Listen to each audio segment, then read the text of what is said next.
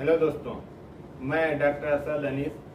आज आप लोगों से बात करेंगे कि टेढ़े मेढ़े अगर दांत हैं तो उसका क्या ट्रीटमेंट होता है।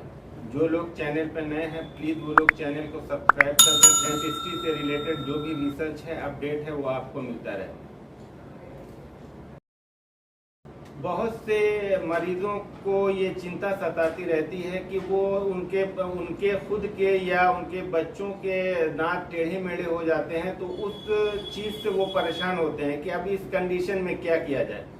तो चाहे जैसे भी दांत हो, टेढ़े मेढ़े हो, आगे पीछे हो, तो हर कंडीशन में आज के एडवांस डेंटिस्ट्री में ऑर्थोडोंटिक ट्रीटमेंट के जरिए संभव है कि उस दांत को अपनी पोजीशन पे, अपनी जगह पे लाया जा सकता है।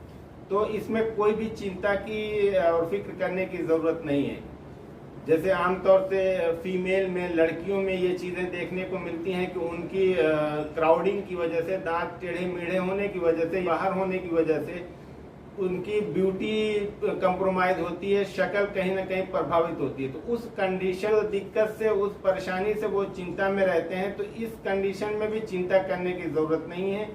आज सब कुछ संभव है। क्राउडिंग है, दांत आगे पीछे हैं, पूरे लाइन में नहीं है, तो उस कंडीशन में दांत को ऑर्थोडोंटिक ट्रीटमेंट के जरिए वो अपनी पोजीशन पे लाया जा सकता है।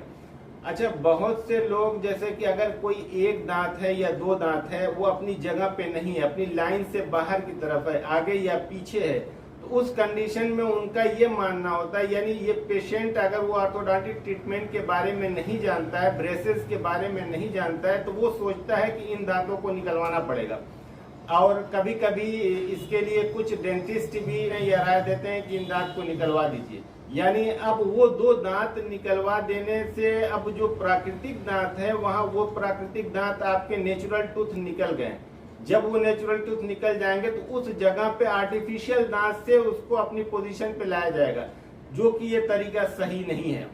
उसी नेचुरल दांत को, उसी अपने प्राकृतिक दांत को अपनी पोजीशन पे लाया जा सकता है, उसको ऑर्थोडोंटिक ट्रीटमेंट के जरिए, ब्रेसेस के जरिए। कंडीशन में आप क्वालिफाइड डॉक्टर से संपर्क करें और उनसे उस ऑर्थोडोंटिक ट्रीटमेंट के बारे में समझें कि क्या होता है।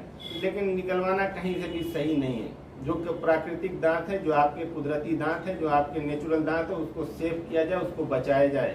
बहुत से लोगों का जैसे कि कैनाइन दांत होता है, तीसरा दांत, यानी तीसरे जो साइड से तीसरा दांत होता है, कैनाइन बोला जाता है। वो कैनाइन कभी कभी ऊपर की तरफ आ जाता है, जब बाकी दांतों की वजह से वहाँ पे स्पेस नहीं है, स्पेस न होने की वजह से वो ऊपर की तरफ चला जाता है। तो वहाँ पे कुछ होठ जो है मोटे मोटे से नजर आते हैं, यानी वहाँ पे फूला फूला सा नजर आता है। तो उस कंडीशन में भी लोग सोचते हैं कि इस दांत को निकलवा दिया जाए तो शायद वो जगह सही मालूम होने लगे, अच्छी लगने लगे। ऐसा नहीं करना चाहिए। उस दांत को भी, उस कैनाइन को भी अपनी पोजीशन पे लाया जा सकता है।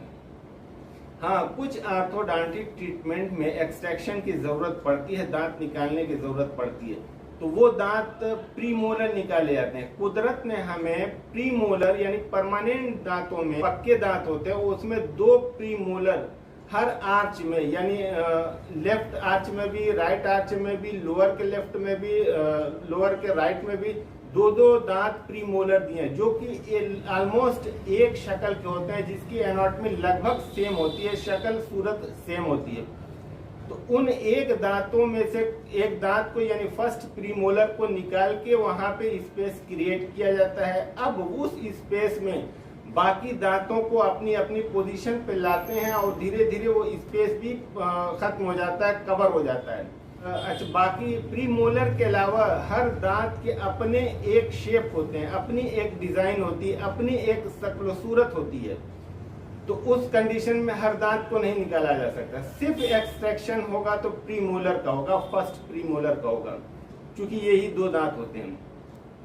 अच्छा, बहुत और भी कंडीशन होती है, जैसे कि दांत बाहर की तरफ है, जिसे ओवरजेट बोला जाता है। और दोनों होठ, नीचे और ऊपर के दोनों होठ सील नहीं करते, यानी बंद नहीं होते उस दांत की वजह से, यानी दांत विजिबल होता है।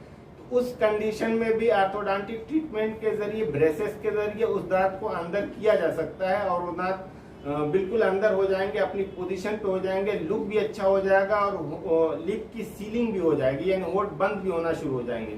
बहुत दांतों के बीच में गैप होता है, अगर 2 से ज्यादा 4 या 5 दांतों के बीच में गैप है तो फिर उसको ऑर्थोडोंटिक ट्रीटमेंट के जरिए यानी ब्रेसेस के जरिए उन गैप को भी खत्म किया जा सकता है। उस गैप को खत्म करके पूरे दांत एक दूसरे से अटैच नजर आने लगते हैं, यानी गैप खत्म हो जाता है और वो फिर अच्छा देखने में लगता है।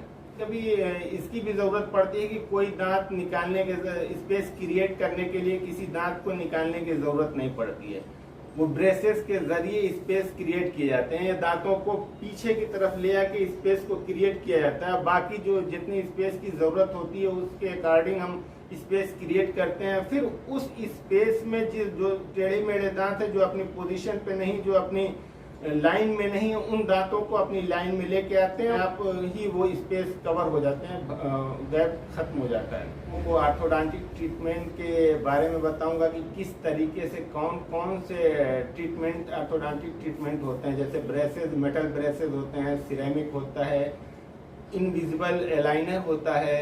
इन सब चीज़ों के मैं नेक्स्ट वीडियो में आप लोगों से बात करूंगा। धन्यवाद।